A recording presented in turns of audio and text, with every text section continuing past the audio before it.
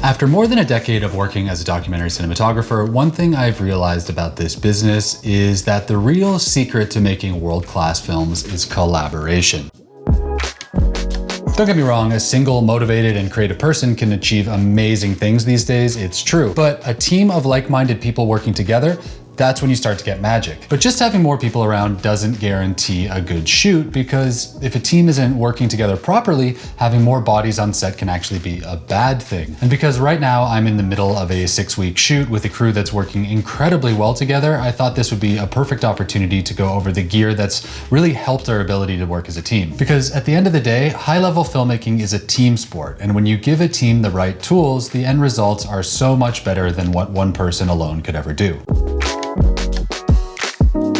Okay, so I'm currently sitting in our team gear room in a random Marriott hotel somewhere in the desert. You just tell me where you are. And since it's our down day to reset everything, this seemed like the perfect opportunity to go through the gear that's been most helpful. Sadly, I still can't really tell you much about what I'm shooting, but I can say that it's a high-budget, multi-camera, multi-team doc series, and we're shooting in a very specific style that requires some pretty smooth teamwork to pull off. We're working in a lot of dynamic environments and our characters are just constantly moving, so everyone on the team has to be in sync or it turns into a mess really fast. We're also not the only team. There are 3 other camera teams spread out across the country, but the individual units are relatively small. There's a field producer, a DP, me, camera assistant, a sound person, and a production coordinator. And then there's the general director who just sort of roams between all the different locations. Now, depending on how you're used to working, that's either a very big team or a very small one. But for what I do, I'd say it's more or less a standard crew composition. I've worked with smaller teams for sure, and as a one-man band many times,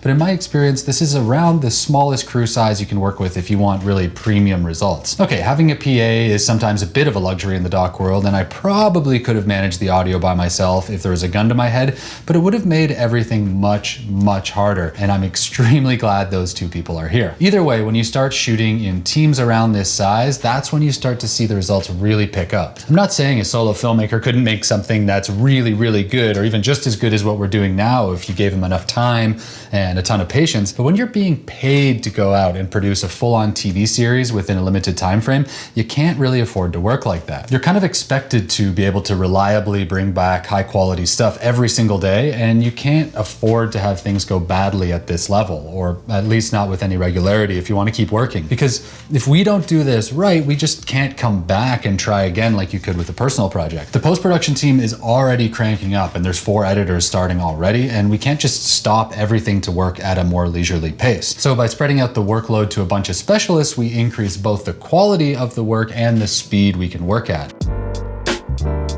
Before we go any further, let's just get this out of the way. I didn't get paid by these companies to talk about this stuff. This video does have a sponsor, and that's audio, which I'll talk about a little bit later, but none of the companies who are featured and who make these products sent me any money or has any input into what I say in this video. I'll keep an eye out for the angry comments anyways, but I always like to make that clear. But getting back to the crew size thing I was talking about, just because we have more people around doesn't necessarily mean we're automatically going to be able to work well together. It's really easy to get into a too many cooks in the kitchen kind of scenario where no one really knows what's going on and no one is quite sure if you're getting what you need. Like, I've seen DPs and directors totally misunderstand each other about the type of shots they're getting. And of course, this video is all about the tools that help that not to happen. And the very first of those tools, and hands down the most valuable piece of gear we picked up for this shoot, is this, the small HD Bolt 6. This is just the receiver unit, like the ones that the producer or director holds, and the other one is on the camera rig right now. If you don't know, Small HD makes some of the best camera monitors in the world, and they've been the only monitor brand I've used since, I want to say, 2017. At the same time, you have Teradek, which is another company that makes some of the best wireless video transmission systems in the world. And if you go onto any big sets, odds are you'll see a bunch of Teradek antennas sticking out of the back of Video Village. What not everyone knows is that maybe 10 years ago, Teradek and Small HD were bought by the same parent company, which allowed them to start working on collaborations. And since then, then, they've been building integrated systems like this that are a massive help for people like me. So on the camera, you basically have the exact same monitor I use on my A-cam every day, which is a small HD Cine 5 Ultra. But unlike my basic kit, it has these built-in adjustable antennas and the ability to transmit. Then you've got exactly the same thing here, but with handles and a strap that you can carry around, which gives you a direct 4K feed from the camera with almost zero latency. I can't stress enough just how helpful this has been because we almost didn't bring it and it would have been a disaster. In the early days of this project, when we were doing prep, the initial thought was that maybe we could save some cash by using a cheaper system like a Hollyland. And nothing against Hollyland here. I have lots of their gear and they make great stuff for a lot of things. But when we tried to bring it into a fast-moving, high-stakes professional workflow, it just didn't really hold up. The Bolt, though, works perfectly every single time you turn it on. There's like no connection issues. It looks incredible. The build quality is top-notch and the latency is so minimal it's basically non-existent. I could spend an entire video just talking about how these monitors have helped us work as a team, but to keep it moving, I'm going to boil it down to a few key points. First, and maybe most importantly, it completely removes any doubt about what's being captured. Speaking from past experiences, it is totally possible for a field producer or director to be standing right next to me when I'm shooting, but still be completely wrong about what or how we're shooting. This lets them see exactly what the camera is seeing in real time, and that means there aren't any horrible moments in post when you realize that you were not on the same wavelength. Next, it helps the rest of the team understand what the camera is pointing at and when it's recording. Now, on a big set, that's more obvious because there's probably an AD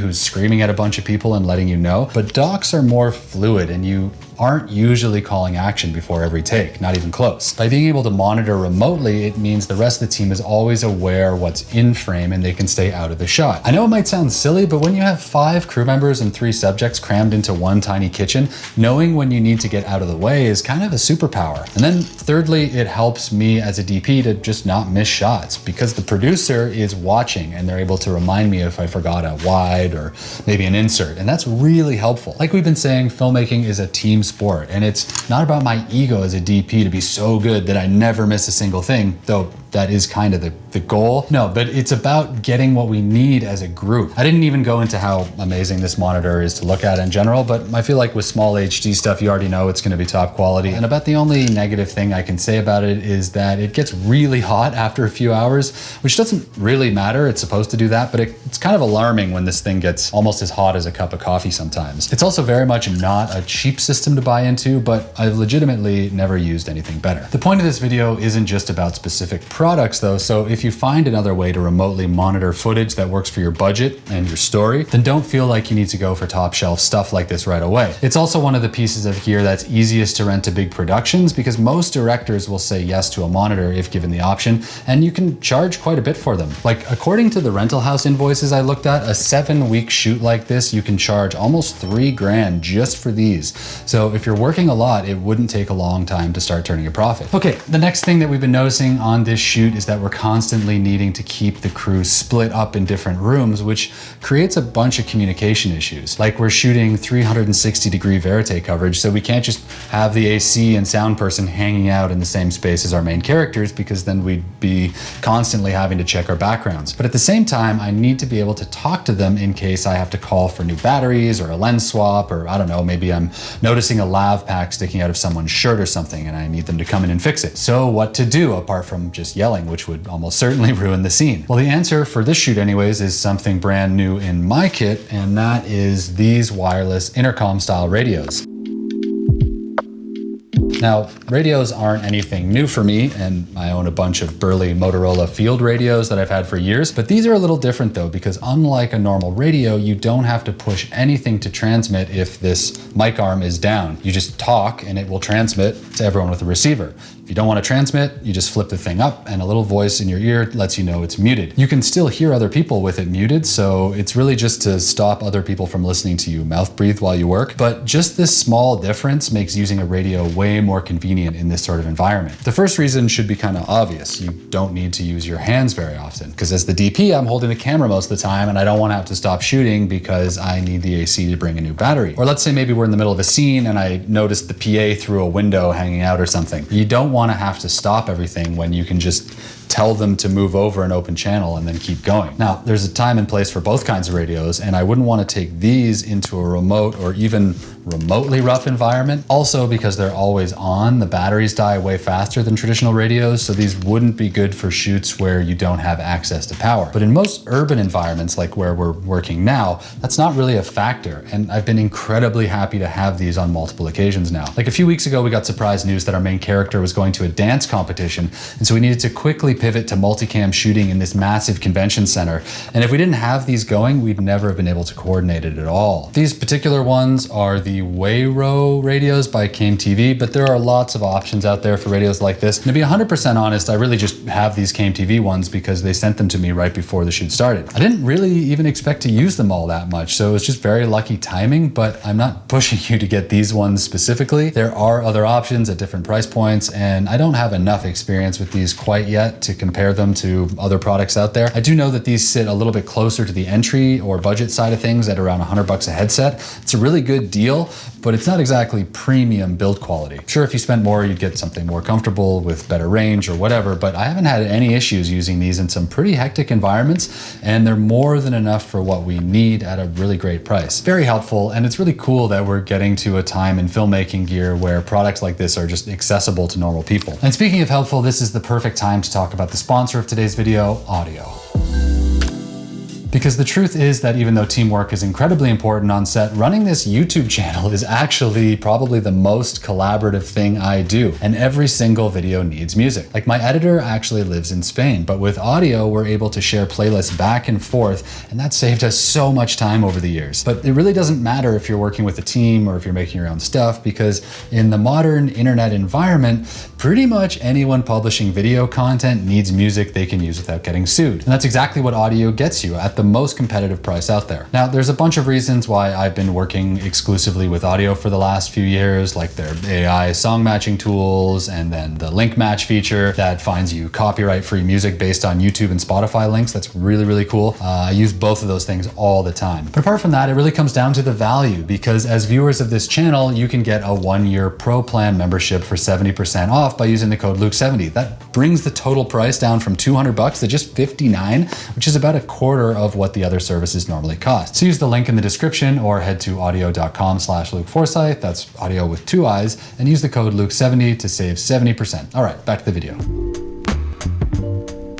Okay, so the next one's a bit of a quick one, and it's not exactly a specific piece of gear like the rest, but if you don't figure out a good system for this, you're gonna have a really, really hard time in post. And here, I'm talking about timecode, the nemesis of many a DP out there, but incredibly important for working with multiple sources of audio and video at once. Just in case you're not sure what I'm talking about, timecode is just kind of a unified digital clock system that you use to link every camera and sound recorder so that in the edit, you can sync up all the sources together without having to spend ages lining up all the waveforms manually. Like on this shoot, we're mainly shooting with a single camera, the Burano, but there are situations where we could have up to 3 cameras rolling at the same time. On top of that, there's up to 5 additional channels of audio that are being recorded separately by the sound person, and all of those need timecode. There is no specific piece of gear I'm gonna recommend because it's such simple technology and there are lots of different ways to do it, but at the most basic level, you just need some sort of timecode generator like this or this that serves as the master clock, and then an additional box for each extra camera. At the start of every shoot, you just jam everything together to the master clock,